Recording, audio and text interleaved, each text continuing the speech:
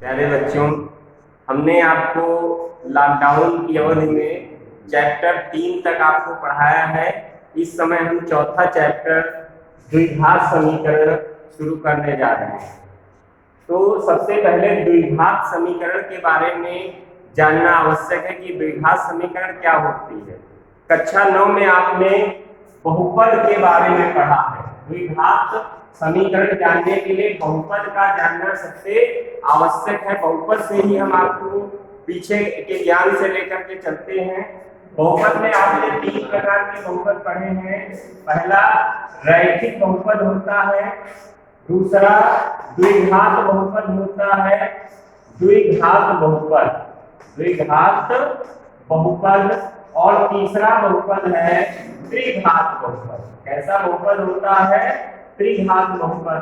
तो इसमें जो रैखिक बहुपद होता है, रैखिक बहुपद में सदैव चर की घात, चर कौन होता है? अक्षर जो होता है उसको हम चर कहते हैं।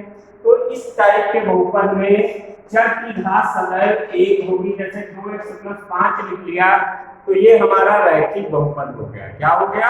रैखिक बहुपद। इसमें सदैव अक्षर की घात 1 मानी जाएगी। 1 लिखा नहीं जाता लेकिन उसकी 1 घात मानी जाती। और ये x में आपका रैखिक बहुपद है। अगर यहाँ पर y हो जाता तो y में रैखिक बहुपद होता।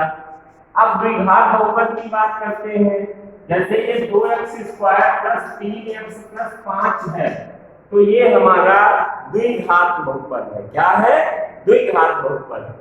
और त्रिघात बहुपद में अगर x³ + 7x + 6 है तो ये हमारा त्रिघात बहुपद है, क्योंकि सबसे बड़ी घात कितनी है? 3 है।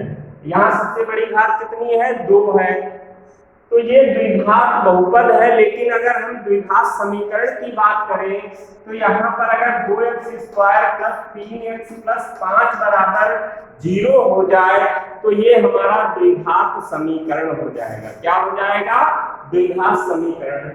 तो द्विघात बहुपद और द्विघात समीकरण में इतना ही अंतर है। अगर कोई भी बहुपद ax² + bx + c = 0 के रूप का है तो वो हमारा द्विघात समीकरण है। क्या है?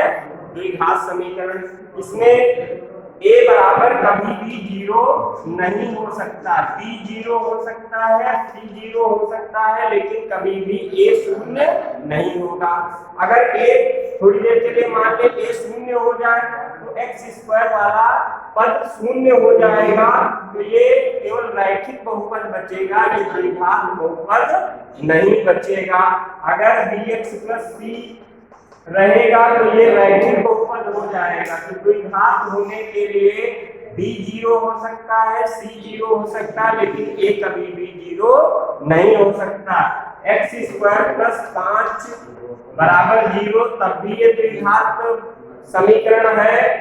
और 2x + 5 अगर 0 होगा तो ये द्विघात समीकरण नहीं रह जाएगा। क्या नहीं रह जाएगा? ये द्विघात समीकरण नहीं होगा। तो इसलिए आपको ये है कि इसमें 2 घात का होना आवश्यक है। सबसे बड़ी घात जो होगी 2 घात होगी, न 2 घात से कम होगी, न 2 घात से ज्यादा होगी। ठीक।